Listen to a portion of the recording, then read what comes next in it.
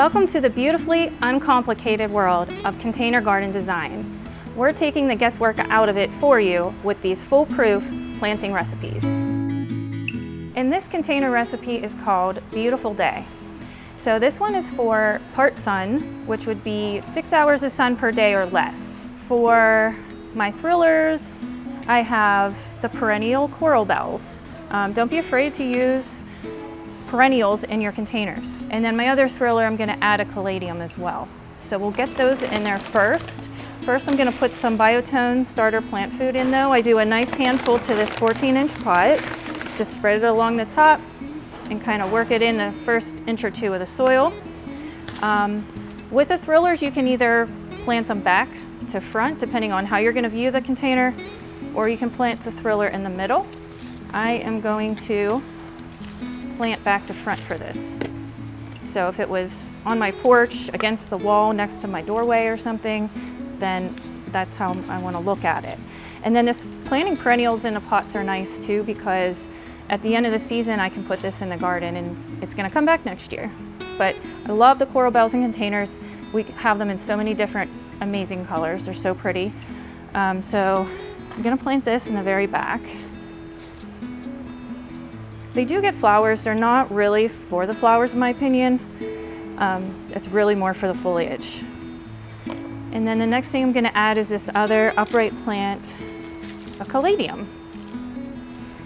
I'm going to plant that right next to my coral bells. For my fillers, I have some nonstop begonias. There's a lot of different types of begonias, different brands and different ones that they come out with every year. But this is going to get the nice big nonstop type of flower. I'm going to plant one right in front of the coral bells and then another one directly next to it. Sometimes I like to plant more than one plant right next to each other just for a little more impact. So that's going to be so much color with these big blooms. Next, another filler that I have is this Begonia. I'm gonna trim some of these coral bell leaves off. It's not gonna hurt it because I need some room to plant these Begonia. And Begonia comes in white or blue. Today we have the white one here that I'm gonna add in.